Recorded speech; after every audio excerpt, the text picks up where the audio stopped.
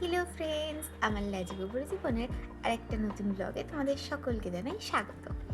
আজকে রবিবার, so Sunday is ফান্ডে। যাই হোক, সেটা বড় কথা না, বড় কথা হচ্ছে আমি আজকে ঘুম থেকে উঠে গিয়েছিলাম, উঠে গিয়ে নিচে গিয়ে ব্রেকফাস্ট করে চলে এসেছি।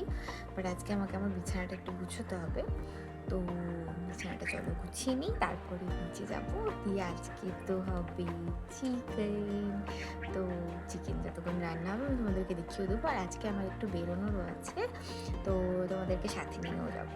চলো বিছানাটা গুছিয়ে নিই।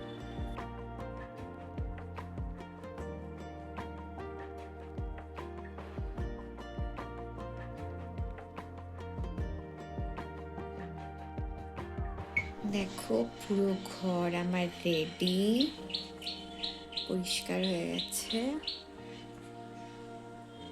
এইটা হচ্ছে একটা টেডি, বাট এটাকে কেন প্লাস্টিকে রাখা হয়েছে সেটা দেখাই। হচ্ছেন পিকাচু।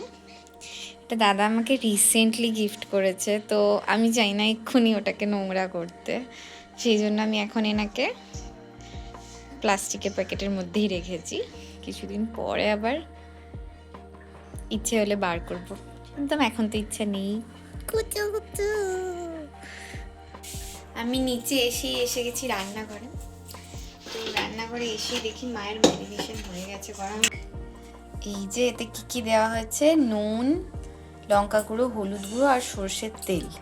এটা মা দিয়ে ঠিক ম্যারিনেটও করেনি, জাস্ট দিয়ে রেখেছি। যাই হোক, তো এখানে কাটা হয়ে গেছে পেঁয়াজ, লঙ্কা, টমেটো, ধনেপাতা, আর এটাতে বাটা আছে আদা রসুন। আদা নেই, রসুন আছে। আচ্ছা, শুধুই রসুন আছে। চলো কড়াটি, এখানে হবে হচ্ছে আমাদের মাংস, আর মা এদিকে রেডি সব কিছু করার জন্য। মা সোয়েটার খুলে ফেলেছে, কারণ মায়ের আর ঠান্ডা লাগছে না, মা অনেক সকালে উঠেছে। প্রথমেই কড়াতে তেলটা ভালো করে গরম করে আলুগুলো ভেজে নিচ্ছিলাম। আলুগুলো ভেজে নেওয়ার পরে মা ওতে দিয়ে দিল তেজপাতা আর শুকনো লঙ্কা, তার সাথে পেঁয়াজগুলো দিয়ে দিল, কারণ আগেই বলেছি পেঁয়াজগুলো ভাজতেই সব থেকে বেশি সময় লাগে। আলুটা ভাজা হয়ে গিয়েছিল, তো তারপরে পেঁয়াজটা ভালো করে ভাজা হয়ে গেলে তাতে দিয়ে দিল মা রসুন। আমার মা আদা আর রসুন আলাদা আলাদা দেয়, কারণ আমার মা বলে আদাটা বেশিক্ষণ ভাজলে তেতো হয়ে যায়। তো তারপরেও আদা দিয়ে দেওয়ার পরে মা দিয়ে দিল গরম মশলা, দিয়ে ভালো করে ওটা কষিয়ে নিয়ে তাতে দিয়ে দিল টমেটো আর কাঁচা লঙ্কা। সেটা যতক্ষণে ভালো করে কষে গেল, কাঁচা গন্ধটা চলে গেল, তারপরে মা দিয়ে দিল মাংসটা, যেটা ম্যারিনেট করা ছিল। ওই ম্যারিনেট করা মাংসটা আস্তে আস্তে জল ছেড়ে নিজের মধ্যেই রান্না হতো। তারপরে মা দিয়ে দিল আলুগুলো দিয়ে দেওয়ার পরে ভালো করে কষলো অনেকক্ষণ ধরে, দিয়ে তারপরে দিয়ে দিলাম গরম জল। মনে রাখবে, মাংস রান্না করার সময় সবসময় গরম জল দিতে হয়। তো আজকে যেহেতু রবিবার ছিল, তাই আমারও মনে হলো একটু আজকে স্কিন কেয়ার করে নেওয়া দরকার, তাই জন্য একটু বেসন নিয়ে নিলাম একটা বাটিতে, আর তার সাথে একটু দই নিলাম। দই অনেকটা বেশি হয়ে গেছিলো, তাই একটু ফেলে দিলাম। তারপরে দিলাম একটু হলুদ, আমি বাড়ির হলুদটাই ইউজ করি, আর তার সাথে একটু দুধ। এটার একটা মিক্সচার বানিয়ে নিয়ে এটা ফার্স্টে একটু স্ক্রাবিং করে নিলাম, কারণ হচ্ছে আমার মুখে আগে থেকে যা ময়লা ছিল সেগুলো আগে একটু তুলে নিলাম, তারপরে মুখটা ধুয়ে চলে এলাম। তারপরে ওটাতেই আরেকটু বেশি বেসন মিশিয়ে দিয়ে ওটা একটু মোটা করে দিয়ে মুখে আবার লাগিয়ে 10 মিনিটের জন্য রেখে দিলাম।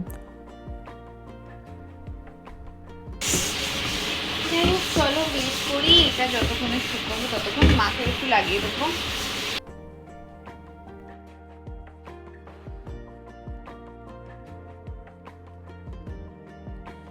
তো আমার মুখটা শুকিয়ে গেছে, বাট আমি এখন একটু ডিসাইড করে নিই যে আমি কী পরে যাব, নাহলে যথারীতি যখন বেরোবো তখন খুব কনফিউশন হবে। অনেকক্ষণ ভেবে চিন্তে এইটা বার করেছি, এই সোয়েটারটা আমি পরবো। সেখানে এখন যেহেতু প্রচণ্ড ঠান্ডা, এখন সোয়েটার ছাড়া কোনো উপায় নেই। বাট এই প্যান্টটা আর এই প্যান্টটার মধ্যে আমি খুব কনফিউজড যে কোনটা বেশি ভালো লাগবে। আই থিঙ্ক এটা বেশি ভালো লাগছে, তো তখন ট্রাই করব যেটা বেশি ভালো লাগবে। চান করে এসে গেছি, এসে দেখছি মাংস রেডি গাইস। খুব সুন্দর দেখতে হয়েছে। আর এদিকে আমার ভাত বাড়া হচ্ছে, অনেকটা ভাত দিয়েছে মা। এখানে এসে গেছে আমাদের ভাত, শাক ভাজা আর মাংসের ঝোল।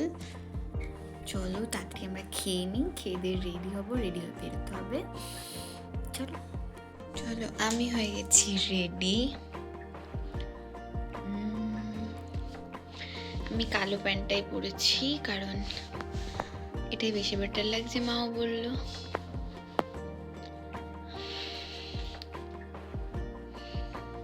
চলো গাইস, আমি একবারে ফুললি রেডি। এটা পরে নিয়েছি কারণ ঠান্ডা লাগবে, আর একটা টুপি ব্যাগেও নিয়ে নিয়েছি, আর এই ব্যাগটা নিয়েছি কারণ এতে কিছু জিনিস আছে। চলো বেরোনো যাক, টাটা।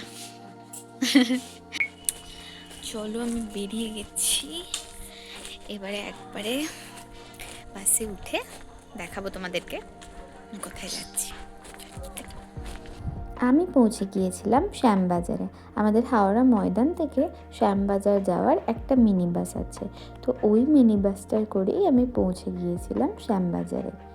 তো শ্যামবাজারে গিয়ে আমি একজন বন্ধুর জন্য অপেক্ষা করছিলাম।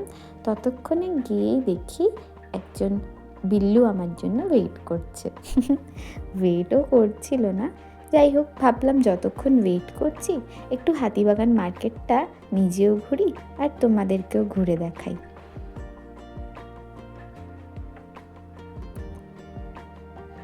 হাতিবাগানে গেলে এত কিছু জিনিস দেখে এত ইচ্ছা করে যে সবই কিনে নিই, কিন্তু এত কিছু জিনিস কিনে নিয়ে এলে বাড়িতে শুধু পড়েই থাকে।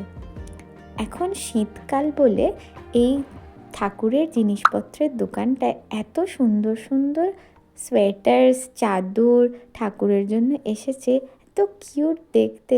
তোমাদের দেখলে মনে হবে নিজেদের জন্যই নিয়ে নিই। এখানে ছিল কাচের জিনিসপত্রের দোকান, তারপরে ছিল এগুলো পাপোশ, তারপরে ছোট ছোট কুশন, অনেক কিছু জিনিস ছিল। তারপরে জুয়েলারির দোকানের তো এখানে অভাব নেই। বিয়ের মরশুমে হাতিবাগানে যা ভিড় হয় শুধুমাত্র এই জুয়েলারি কেনার জন্য, তা বলার কথা নয়। হাতিবাগানের এই দোকানগুলো অনেক পুরনো। এখানে কিছু কিছু দোকান আছে যা বেশিরভাগ ক্ষেত্রেই 50 বছরেরও পুরনো। আছে কিছু নতুন দোকানও, যেমন এখানে নতুন স্টাইল বাজার, এম বাজার এগুলো খুলেছে, এগুলো খুবই নতুন দোকান। হঠাৎ দেখতে পেলাম এই টেডি বিয়ারের দোকানটা। না জানি এখানে কত ধরনের টেডি বিয়ার ছিল, শিনচ্যান, ডোরেমন, স্পঞ্জ বব, যত রকমের কার্টুন আছে সব টেডি বিয়ার ছিল। চলো গাইজ, এসে থেকে আমি অরিন্দমের জন্য ওয়েট করছিলাম। ওই যে হ্যালো হ্যালো হাই গাইস। আমরা এখন শ্যামবাজারে ঘুরতে বেরিয়েছি, কি করব নিজেরাও জানি না। হাতিবাগান, হাতিবাগান একই ব্যাপার, শ্যামবাজারের হাতিবাগান। আচ্ছা ঠিক আছে, যাই হোক চলো পরে দেখা হবে। Will keep you updated, bye bye. এই যে শ্যামবাজার টাউন স্কুলের ঠিক অপোজিটে একটা গলি আছে, এই গলির ভেতরে মালঞ্চ বলে একটা দোকান আছে। এই মালঞ্চর কাটলেট খুব ফেমাস।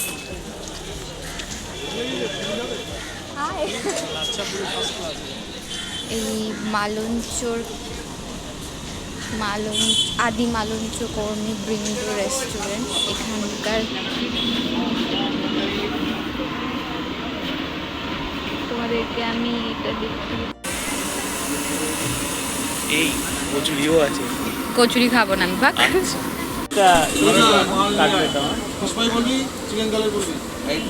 এখানে কচুরিও হচ্ছে, জিলিপিও হচ্ছে, একটা কাটলেট, একটা ফিশ ফ্রাই। ফিশ ফ্রাই কেন খাবি? আসলাম খাই চিকেন কাটলেট। আমাদের এখানে এসে গেছে চিকেন কাটলেট। আর আমাদের ফিশ ফ্রাই নাও তোমার ভেটকি তুমি দাঁড়িয়ে যাও ফিশ ফ্রাই, এটা ভেটকি। এই দেখো তো তুমি খুব মজা পেয়েছে অরিন্দম, আমিও খুব মজা পেয়েছি তো। মাছটা ভেটকি কিন্তু ডাক নামটা হচ্ছে বাসা। বাসা? বাসা আরে বল এটা বাসা মাছ তাই তো? হ্যাঁ না ভেটকি মাছই এটা। ভেটকি হতে পারে।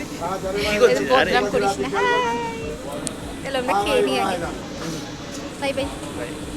হাতিবাগান থেকে হাঁটতে হাঁটতে আমরা একটা ছোট্ট গলিতে ঢুকেছিলাম, সেখানে এই আঁকাটা দেখতে পেলাম।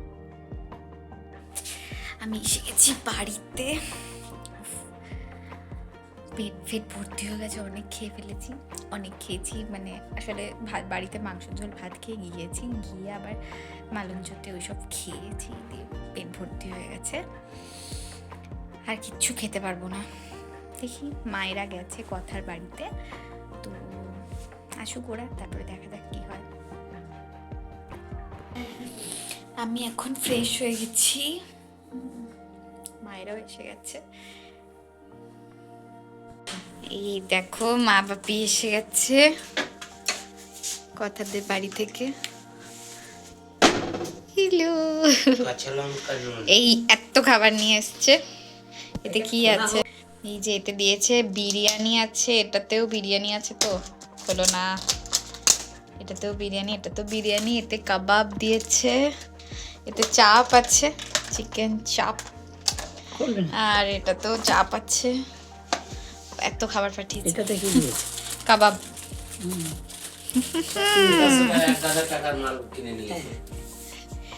যাই হোক ভালো, আমি খাবো। যদিও আমি বলেছিলাম যে আমার খাবার আর পেটে জায়গা নেই, এখন এত খাবার দেখেছি যখন একটু খেয়েই নি। চলো একটু নিয়ে বসে পড়ি খেতে। আলটিমেটলি এসে গেছি রুমে, এবারে বিছানা বিছানা করে নিয়েছি, শুয়ে পড়বো। আজকের দিনটা মোটামুটি ভালোই কাটলো, কারণ একটু বেরিয়েছিলাম, তো ভালো লাগে একটু বেরোতে, আর মেবি একটু হালকা ঠান্ডাও লেগে গেছে, দেখা যাক কালকে কি হয়। আমার ব্লগগুলো দেখতে ভালো লাগলে লাইক করো, কমেন্ট করো, আর তোমরা জানোই সে চিজ সাবস্ক্রাইব করে দিও প্লিজ। টাটা।